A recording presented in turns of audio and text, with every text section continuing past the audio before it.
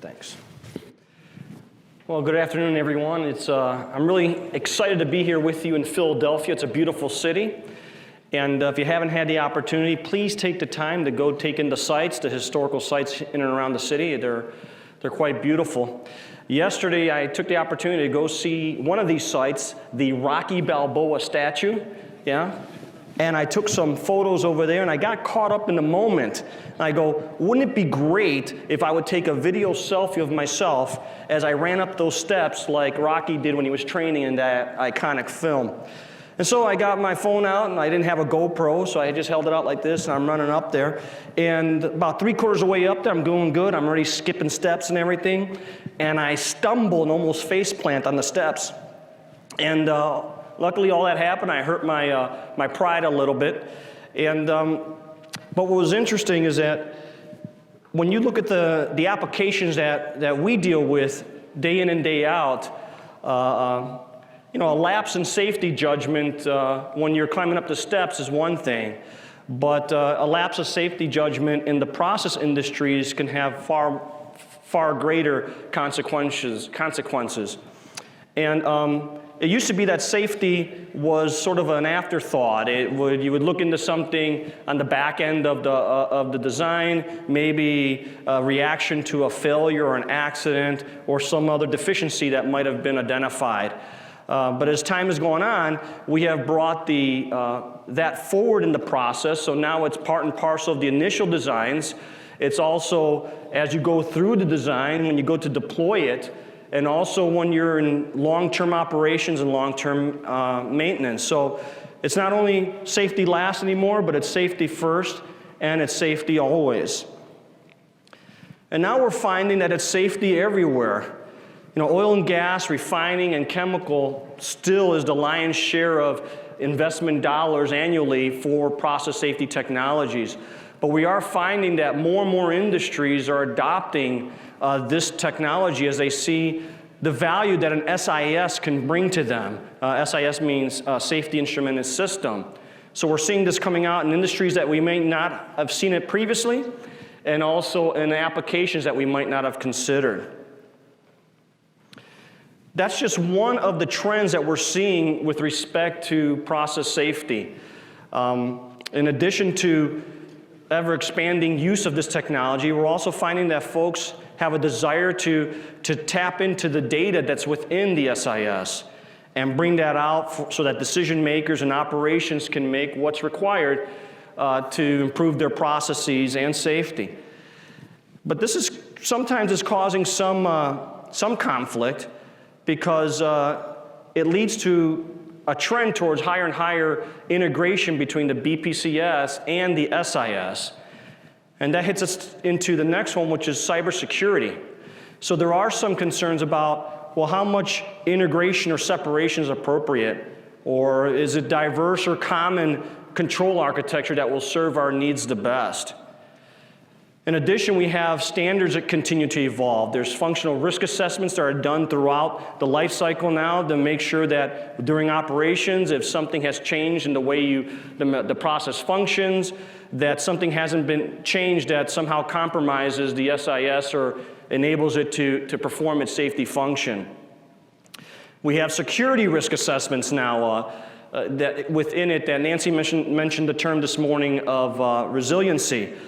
So these security risk assessments are not just from bad actors externally to your enterprise that are trying to come in and maybe do something not so good, but it's also from internal risks. Someone goes and they pick up a USB, they plug it into your computer and unknowingly introduce malware into your system. Or it could be from a disgruntled employee who has access to your safety system and somehow compromises it in some way that it inhibits its ability to perform its safety function.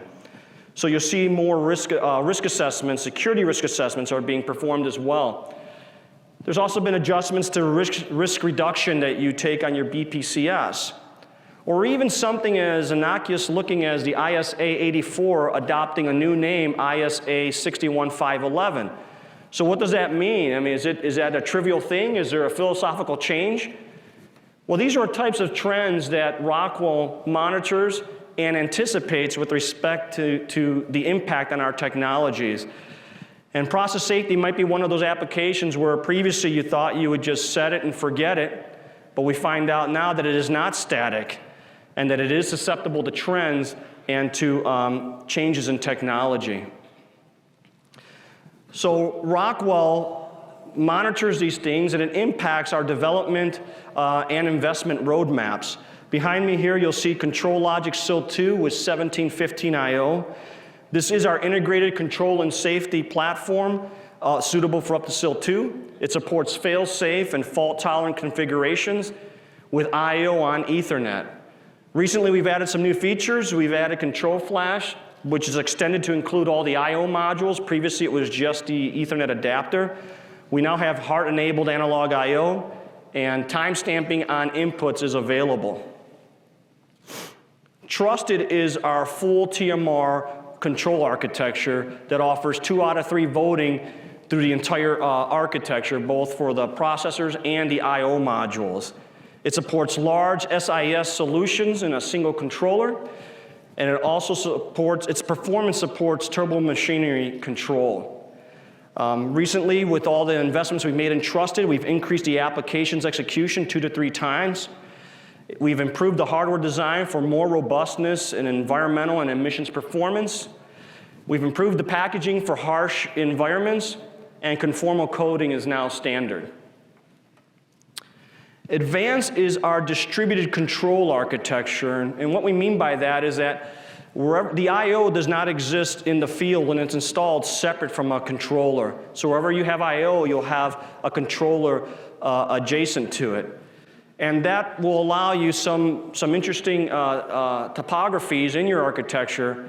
And one of the advantages of this is minimizing common cause failures. So for example, if you have an air-conditioned room and the common cause is the environment, that the air conditioner fails, it could bring the system down before someone can get out there to fix it. Then you may decide, I'm going to put a controller here and a controller in another room powered by another air conditioner. So if this one fails, that one will keep going, and that's an example of common cause. It does offer scalable architecture, 1 out of 1D, 1 out of 2D, or full TMR. It's scalable. And with SIP connectivity to plant PAX systems. We also offer a Eurocard form factor for confined spaces like subsea. So most recently, we've added SIP produce consume with status, remote fault reset, advanced to trusted peer-to-peer communications, and Workbench 1.4 and 2.1 were recently released. I'm really excited to introduce this next product, which is the SIS workstation software. Previously, Trusted had its own configuration environment called Toolset, and Advanced had its own configuration development environment called Workbench 1.x or 2.x. And with this new SIS workstation software, we're actually combining and converging these two into a single software package, which is now compatible with all supported Windows platforms. Finally, I wanted to chat with you about Opti SIS. This is an advanced base pre-packaged SIS solution, so therefore it inherits all of the features in the advanced platform, including all of the new enhancements. It is a robust and proven solution. It's easy to deploy and use. It's scalable and flexible, either SIL2, SIL3, or 50 to 100 I/O. And it's configured via cause and effect versus having to program it. You actually just configure it from the HMI screen. So behind me is the summary of our product offering. And need to emphasize that your process safety logic solver should only be selected primarily on functional and safety requirements. However, it may also be influenced by your desired system architecture. Diverse versus common, distributed versus centralized control. Either way, seek advice. We have experts within our company to help with these decisions. Again, thank you for your time and attentiveness this afternoon. Take advantage. There's a lot of opportunities to learn about process safety here at PSUG or at Automation Fair later this week. There's many PSUG sessions and also process safety out on the show floor.